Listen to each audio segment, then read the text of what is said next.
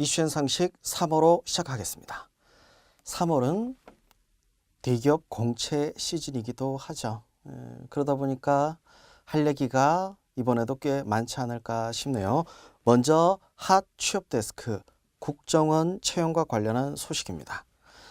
자, 정규직 공채의 경우에 필기 시험이라는 걸 거치고 면접을 거치고 바로 입사를 할 수 있었는데 추가됐네요.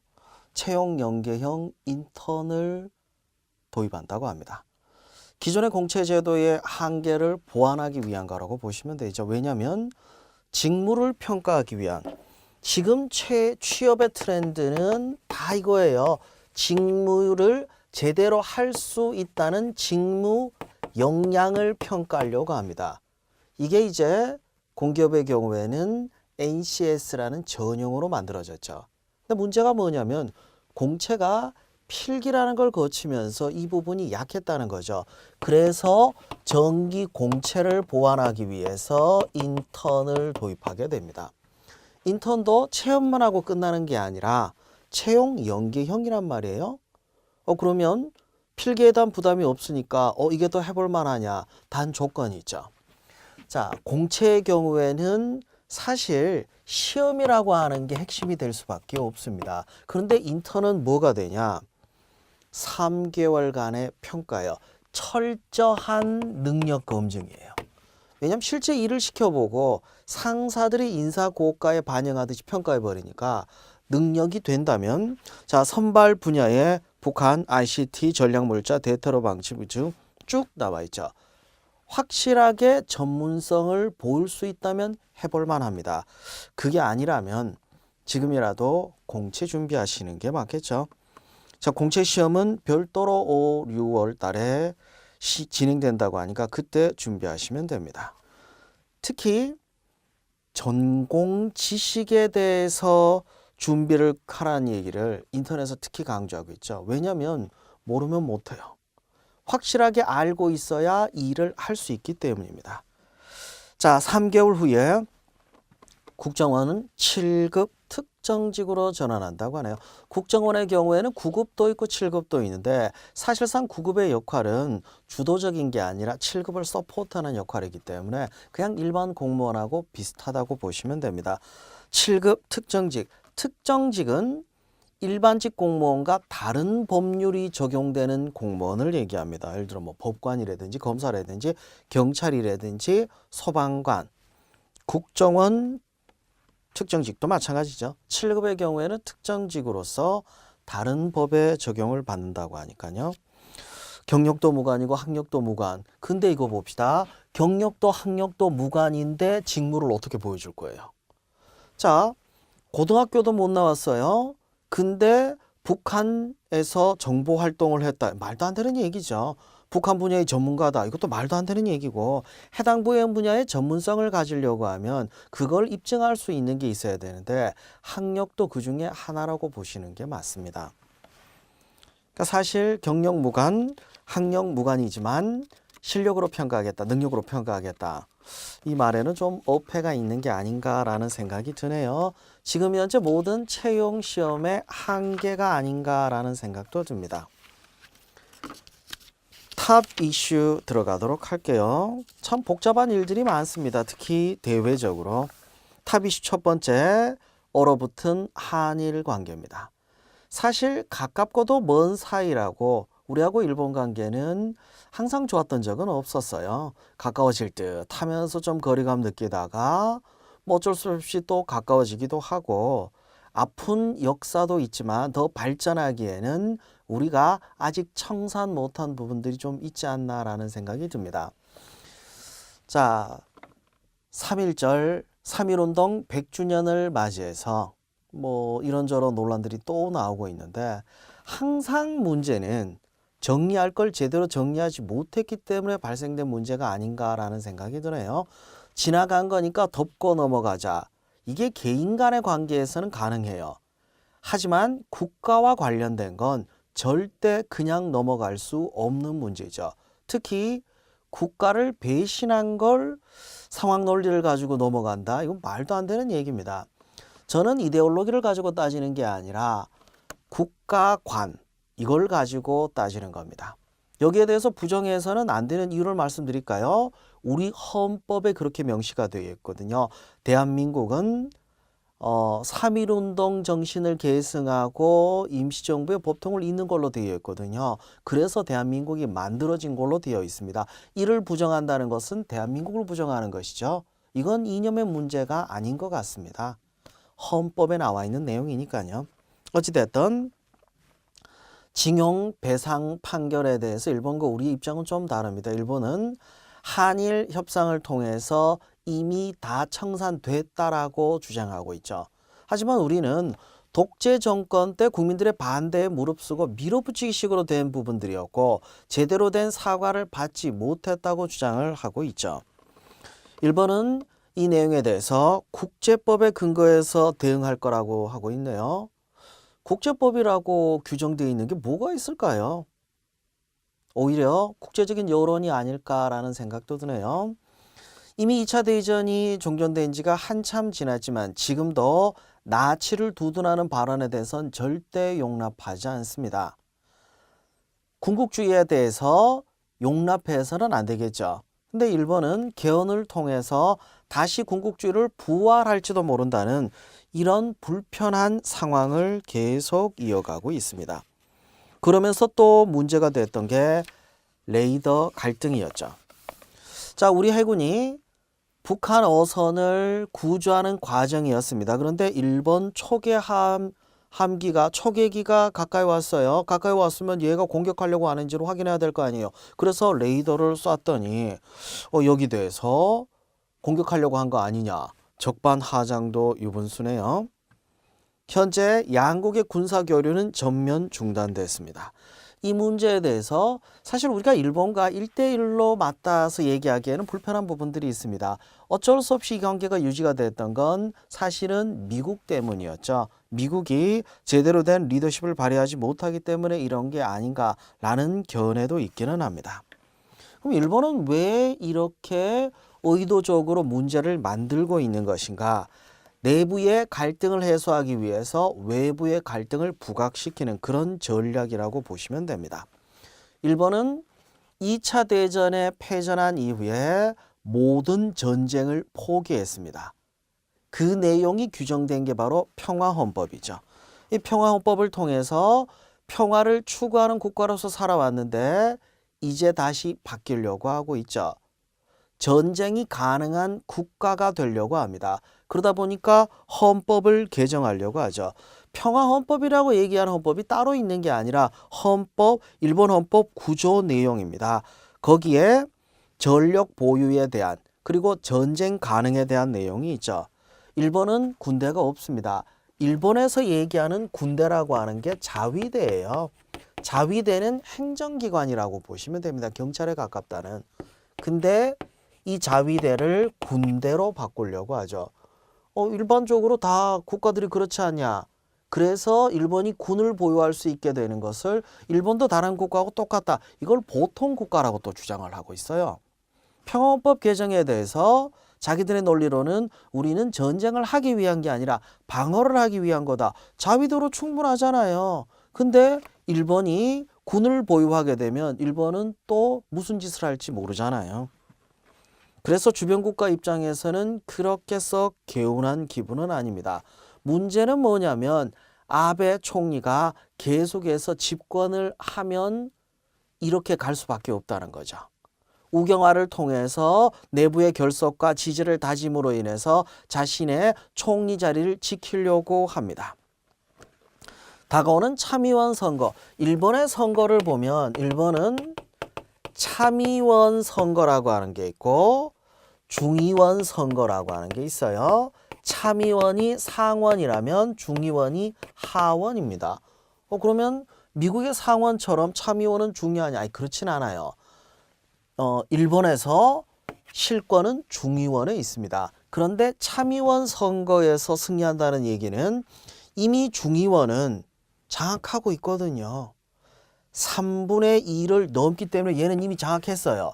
참의원 선거까지 압승을 하게 되면 일본은 아베가 확실하게 힘을 받는다는 거죠. 그렇게 되면 일본은 확실하게 헌법 개정하고 이제 보통 국가라고 하겠죠. 무장을 더 강화하겠죠. 자기 소리는 낼 수 있지만 군국주의가 부활하지 않는다는 보장이 뭐가 있을까라는 생각도 드네요. 역사적인 얘기인데 역사를 좀 보면 일본이 힘이 있을 때 항상 우리를 공격했었거든요. 그래서 역사 자체만 볼 때 약간 좀 과장된 해석일 수도 있는데 저는 일본이 잘 되는 게 그렇게 썩히 마음 내키지는 않는 것 같습니다. 내용 이어가도록 할게요. 탑 이슈 두 번째입니다. 예타 면제에 대한 얘기가 나와 있네요. 예타라고 하니까 예타는 뭐지? 라는 사람도 있는데 예비 타당성 조사입니다. 자, 사업을 하게 되면 계획을 하고 실행을 하고 실행한 이후에 그 결과를 가지고 다시 평가하죠. 그러니까 이 과정을 거친다면 계획하고 실행하고 거기에 대한 평가를 하는데 평가해 보니까 이게 안 맞아요. 환경에 대한 피해도 있습니다. 그럼 문제가 있으면 어떻게 할까요? 처음부터 하지 말았어야 되는데 이미 실행을 해버렸으면 그럴 수 없죠. 그래서 어떻게 계획하는 단계에서 타당성 조사를 미리 해버린다는 얘기입니다. 사전에 면밀히 평가를 해서 쓸데없이 예산 낭비하는 걸 막자. 이건 좋은데 문제가 뭐냐면 선심성 행정은 더 어려워진다는 거죠. 그럼 예비 타당성 면제해버리면 어떻게 되냐? 그럼 선심성으로 하는 사업도 할 수 있을 위험도 있습니다. 물론 어떤 기준이냐에 따라서 이 예타 면제 얘기가 좀 다를 수밖에 없어요. 우리나라를 보면 나라를 쪼갠 것 같이 보일 수도 있는데 그 얘기는 아닙니다. 서울을 중심으로 한 중앙이 있다면 지방, 즉 지역이 있습니다. 효율성을 따져보면 수도권 중심, 서울 중심으로 발전을 시키는 게 맞다라고 생각을 하고 우리는 선택과 집중을 했습니다. 그러다 보니까 국가 전체로 봤을 때 불균형 성장을 하죠. 이제 균형 성장을 해야 되는데 여전히 문제가 있습니다. 경제성 논리를 앞세우면 지역 발전을 위해서 예타 면제를 하는 건 잘못됐다. 그러니까 선심성, 선거를 위한 선심성 공약 아니냐는 비판도 나올 수 있겠죠. 반면 지역에서는 오히려 균형 발전을 위해서 필요한데 지금 현행 제도로 보면 여전히 중앙 중심이다. 그래서 지역 발전을 위해선 이 부분도 더 개선해야 된다라고 주장을 하고 있습니다. 어떤 게 옳다고 정확하게 얘기하기는 어렵지만 이제는 치우쳐져 있는 걸 바로잡는 게 중요하지 않을까라는 생각도 드네요. 여러 사업들이 있습니다. 지역 균형 발전이라고 하는 그러니까 처음부터 이것부터 따졌어야죠. 지역 균형 발전에 대한 명확한 기준 그리고 비전들을 모두가 공유를 해야 되는데 아무래도 이 예산 투입되는 거 보면은 자기들 유리한 쪽으로 연결을 하려고 하다 보니까 그런 게 아닌가라는 생각도 드네요. 자, 정부 입장 좀 다릅니다. 근데 야당 입장에서 자 봅시다. 정부 입장에서 예비 타당성 면제를 해주게 되면은 지역의 지지를 받을 수 있어요. 선거에 여당이 유리해질 수밖에 없죠. 야당 입장에서 지역 균형 발전을 위한 예비 타당성 면제라 하더라도 이걸 찬성할 수 없거든요. 찬성 못하니까 공격할 때 주로 쓰는 게 뭡니까? 총선 겨냥한 선심성 퍼주기 아니냐. 그렇게 얘기하고 있죠. 자, 우리 정부는 대규모 건설로 경기 부양 안 하겠다고 했는데 이것도 결국 경기 부양하려고 하는 거 아니냐라는 주장들도 있습니다. 한편 시민단체나 전문가들은 또 입장이 다릅니다. 왜냐하면 선거를 반영하는 입장은 아니니까요. 뭘 따지냐? 타당성 부족한데 예산 낭비하지 말라는 얘기입니다. 그러니까 쓸데없는 예산 낭비하지 말라. 이게 옳은 얘기죠. 제가 볼 때는 정부도 그리고 야당도 자기 유리한 입장을 주장하고 있는 것 같습니다. 시민단체의 의견이 좀 더 반영돼야 쓸데없이 예산 낭비되는 걸 방지하고 예산이 효과적으로 사용되지 않을까 싶네요. 내용 이어갈게요. 정치 외교편입니다. 자, 남북관계가 대립 구조일 땐 중간은 손을 못 댔습니다. 바로 접경 지역에 대한 얘기입니다. 안보라고 하는 특수한 상황을 감안하다 보니까 이 지역을 개발하는 게 좀 어려웠죠. 근데 남북 관계가 점점 완화되고 있습니다. 그러다 보니까 그동안 안보 논리로 개발이 지연됐던 이 접경 지역에 13조가 넘는 돈이 투입된다고 하네요. 접경 지역 발전 종합 계획입니다. 예전에 제가 강의할 때 수업 들었던 분 중에 한 분이 좀 연세가 드신 분이 있었거든요. 이분이 민통선 근처에 땅이 굉장히 컸대요. 근데 그 땅을 뭐 지금은 개발하지 못하는데 땅값이 꽤 많이 올랐다고 합니다. 왜 그러냐면 향후의 통일 또는 남북 관계가 개선됐을 때 이 지역이 발전되게 될 그 가능성 때문에 통제되고 개발을 못하는데도 불구하고 땅값이 무척 많이 올랐었거든요. 그래서 생각해 보니까 그 땅 팔고 그 돈 가지고 더 잘 살 수 있는데 왜 그러지 않고 시험 공부하고 있냐 뭐 여쭤보니까 팔 땅이 아니래요. 나중에 은퇴하고 나서 농사 지을 거래요. 자기는 그런 돈 필요 없대요. 농사 지을 땅이랍니다. 아, 그렇게 생각할 수도 있겠구나. 통일 이후에 재미있는 결과들이 나오지 않을까 싶네요. 지금 이 접경 지역에서 살고 계신 분들의 경우에는 개발도 안 되고 하다 보니까 피해보는 부분들이 꽤 많은데 나중에 엄청나게 폭등하는 땅값이 보상해 주지 않을까 싶네요. 왜냐하면 이 지역이 통일 이후에는 한반도의 중심지가 될 수 있기 때문에 하는 얘기죠. 주로 이제 강원도나 이런 지역이 많죠. 잘 돼야겠죠. 부동산 가격 폭등하는 거 아닌가 좀 찜찜한 부분도 있습니다.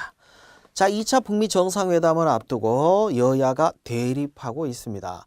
이게 우리의 국익과 관련한 건전한 대립이면은 상관이 없는데 서로 물고 뜯고 결국에는 정치적인 주도권 싸움이 아닌가 싶네요. 수군행전 사고라고 비판하는 여당도 그렇지만 신북풍, 그러니까 북한을 끌어들여서 지지를 강화하려고 하는 거 아니냐라는 주장도 참 의미 없는 대립이 아닌가라는 생각이 드네요. 국회는 할 일을 해야 됩니다. 2월에 임시국회 연다고 했던 약속도 물 건너갔죠. 3월에는 제대로 될까요? 또 대립하다가 총선까지 가지 않을까 좀 걱정스럽네요. 할 일은 많은데 일을 하지 않은 국회, 뭔가 조치가 필요하지 않을까 싶네요. 자, 한편 예타 면제와 관련해서 문재인 대통령은 균형 발전을 위해서 제한적으로 하겠다라고 얘기를 하고 있습니다. 근데 문제는 뭐냐면 대통령의 의도가 실제 정부의 정책에 정확하게 반영될 것인가, 이건 이제 그 밑에 있는 분들의 역할인데 좀 잘 했으면 좋겠어요. 매번 이제 정권 바뀔 때마다 이번에는 잘해야지 근데 또 지나고 나면 왜 그랬대 정권이 끝난 이후에도 참 잘했다라는 생각이 드는 그런 정부가 됐으면 하는 바람이네요. 내용 이어가도록 할게요. 자, 북미 정상회담이 진행되는 과정에서 한미 연합훈련이 일시적으로 중단됐습니다. 원래 키 리졸브라고 했었는데 키 리졸브라는 단어 자체를 북한이 싫어하니까 아예 이름을 바꿨죠. 19-1 연습이라고 합니다. 이것도 2차 북미 정상회담 이후로 연기했어요. 그럼 안 하고 이제 없어지느냐? 그 얘기는 아니고 그럼 또 하느냐? 그것도 몰라요. 상황 봐서 또 달라지겠죠. 북미 간의 관계도 있을 거고 남북 간의 관계도 있을 거고 그리고 이 연합훈련에 필요한 예산을 우리가 얼마나 더 내야 되냐 이런 문제도 있죠. 그러니까 북한 입장에서는 외교의 한 수단일 뿐입니다. 무조건 우리를 위한 거는 아니겠죠.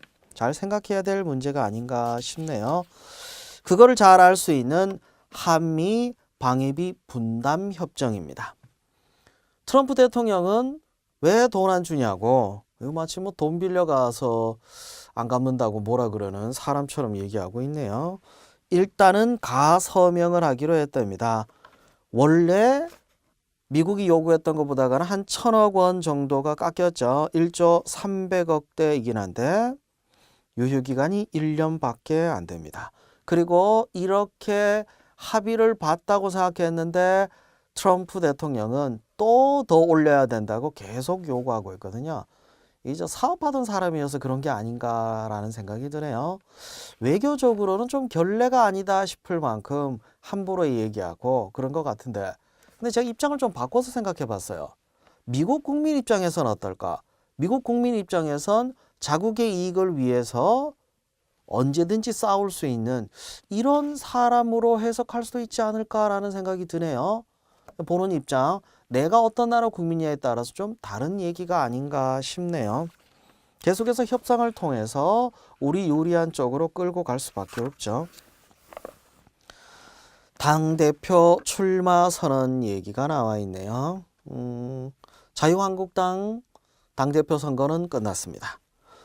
황교안 대표 1위 했죠. 그리고 그 다음이 오세훈 전 서울시장, 그리고 김진태 의원, 요 순서인데 이게 재밌어요. 뭐가 재밌냐면 이 1, 2, 3위가 뜻하는 게 뭐냐? 일단 대외 명분이라고 하는 부분에서는 황교안 전 총리라고 볼 수 있죠. 근데 여론조사에선 오세훈 전 서울시장이 앞섰습니다. 근데 당내 대표에서는 김진태 의원이 꽤 많은 지지를 받았거든요. 이게 자유한국당의 또 다른 딜레마가 아닌가 하는 생각이 드네요. 왜냐하면 황교안 전 총리는 박근혜 정부의 총리였어요. 어떻게 보면 박근혜 정부의 실세였다고 볼 수도 있죠. 이걸 또 안고 가야 됩니다. 그리고 김진태 의원은 5.18 발언, 망언이라고 할 만큼의 이런 발언으로 인해서 비난을 받고 있는 사람이에요. 하지만 태극기 부대의 지지를 또 받고 있다 보니까 자유한국당 내에 극우 세력의 지지를 받고 있는, 어떻게 보면 중간에 있는, 중간이라고 하기는 좀 못하고 이런 문제에서 자유로운 사람이 딱 한 명밖에 없는데 당내 지지가 부족해서 대표가 되지 못했죠. 어찌됐든 대표가 된 황교안 전 총리가 다 떠안고 가야 되는데 길이 먼 것 같습니다. 쉽지는 않을 것 같네요. 왜냐하면 대표가 되면 당론을 모아야 되는데 분열이 너무 명확하게 부각이 되고 있다 보니까 쉽지는 않을 것 같습니다. 자, 내용이어서 5.18 공청회 망언 발언입니다. 이 지만원 씨가 지금까지 했던 얘기의 근거는 참 웃겨요. 뭐 이런 식이죠. 사진을 이렇게 비교했는데 생긴 게 비슷해요. 이게 5.18 때 시민군이었어요. 근데 이게 북한 사람들입니다. 얘는 같은 사람이다. 북한에서 군대를 보냈다. 뭐 이런 식의 주장이죠. 나름 영상 분석이 과학적이라고 주장하는데 한 번도 입증된 적은 없습니다.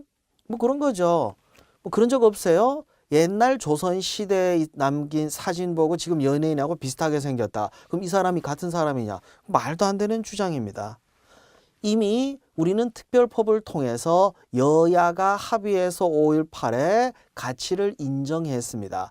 이제 와서 이 문제를 다시 부각시키는 건 결국 우경화를 통해서 자기 지지를 끌어올리려는 그런 의도가 아닌가라고 생각할 수밖에 없죠. 이 문제에 대해서 자유한국당이 제대로 대응을 못한 상태에서 당내 분열만 더 가속시킨 게 아닌가라는 생각도 드네요. 이후에 5.18 특별법을 개정해서 5.18을 부정하는 사람에 대해서 처벌 규정을 만들자는 거에 대해서 여전히 자유한국당은 반대하고 있습니다. 언론의 자유, 표현의 자유 때문이죠. 근데 표현의 자유라 하더라도 무슨 얘기든지 함부로 할 수 있는, 이건 좀 문제가 있지 않나라는 생각이 드네요. 국론을 분열시키고 우리가 추구하고 있는 가치, 헌법적 가치까지 부정을 한다면 그게 표현의 자유로 용인이 될 수 있는 문제인가라는 생각이 듭니다. 개인적인 견해이기도 하고 특정 입장을 반영하는 건 아니에요. 그냥 헌법적 가치로서 말씀드렸던 부분입니다. 자, EU 탈퇴와 관련해서 여전히 혼란스럽네요. 노딜 브렉시트, 영국이 EU를 탈퇴할 때 아무런 합의도 없이 탈퇴해버리게 되면 혼란이 엄청나게 되죠. 이 노딜 브렉시트를 막기 위한 협의입니다. 현재는 재투표까지 기대하고 있거든요. 영국 내에서 브렉시트를 취소할 수도 있는 그런 상황입니다. 메이 총리는 계속 추진하려고 하는데 만일에 브렉시트를 재투표하는 쪽으로 가서 브렉시트에 대해서 반대표가 더 많다. 메이 총리는 물러나야죠. 뭐 정치적인 목숨을 걸고 하는 내용이 아닌가 싶네요. 자, 우리 입장에서는 동해라 불렀는데 일본에서는 시 오브 재팬, 일본해라고 주장하고 있죠. 양쪽이 서로 대립된 관계였습니다. 국제수로기구는 양국이 합의보라고 하고 있죠. 우리 입장에서는 동해로 바꾸자라고 해서 CR도 안 먹히니까 동해와 일본해를 병기하자, 함께 쓰자라고 주장을 하고 있는데 일본이 뭐 받아들일 것처럼 하고 있으면서도 이중적인 전략을 펼치고 있네요. 이건 우리가 반성해야 될 부분이 있어요. 뭐냐면 대외적으로 일본은 마케팅을 정말 잘했어요. 왜 시 오브 재팬이라고 전 세계 지도에서 많이 쓰냐. 일본이 이걸 알리려는 노력을 많이 했으니까 사실 우리는 이 노력을 많이 못했었죠.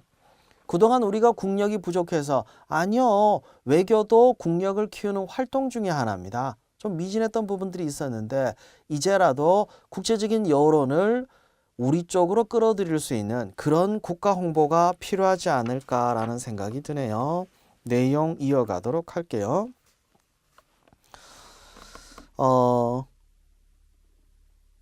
일본어 위안부 자료지. 이거 우리가 내놨어야 되지 않을까요? 사실 위안부 문제에 대해서 잘 모르는 일본인도 정말 많습니다. 그런데 관련된 자료가 없다 보니까 더 이해를 못하는 것 같습니다. 호사카 교수는 귀화한 우리 국적인 사람이에요. 일본에서 귀화하니까 일본계 한국인이라고 볼 수 있죠. 보통 그러면 한국 이름으로 바꾸는데 이분은 일본 이름은 그대로 사용하고 있습니다. 이 자료집을 일본에서 출간한다고 하네요. 일본은 자기 불리하기 때문에 이런 자료들을 대부분 없앴습니다. 그리고 일본 내의 여론을 바꾸려면 일본인들이 이 역사를 알아야 되죠. 그들 스스로 자신들이 한 행위에 대해서 부끄러워한다면 위안부 문제는 좀 더 쉽게 해결되지 않을까라는 생각도 드네요. 자, 국정농단 사건으로 지금 구속 중인 박근혜 전 대통령 대법원이 마지막으로 구속 기간을 연장했다고 하네요. 그래서 당분간은 석방될 가능성은 별로 없는 것 같습니다. 게다가 아직도 재판이 남아있는 부분들도 있다 보니까 그래도 풀어주는 게 맞지 않냐. 좋은 게 좋은 거다라는 식으로 넘어갈 문제는 아닌 것 같아요. 지금 구속이 연장되지 않고 풀려나면 또 다른 정치적인 혼란으로 이어지지 않을까라는 생각도 듭니다. 뭐든지 죄 지은 사람은 처벌하는 게 맞겠죠. 그리고 국가적인 혼란이라면 좀 피하는 게 맞지 않을까라는 생각도 드네요. 이미 2심에서 징역 2년 선고받았습니다. 상고는 하지는 않았어요. 상고, 그러니까 그 위 재판, 대법원에서 재판하는 것까지 요청하진 않았지만 이 상태라면 확정 판결 받고 수용자 신분으로 상고심으로 넘어가게 됩니다. 그러니까 여러 개의 재판들이 연루돼 있다 보니까 이런 복잡한 문제들이 만들어진 것 같습니다. 그 내용까지 정리해 봤습니다.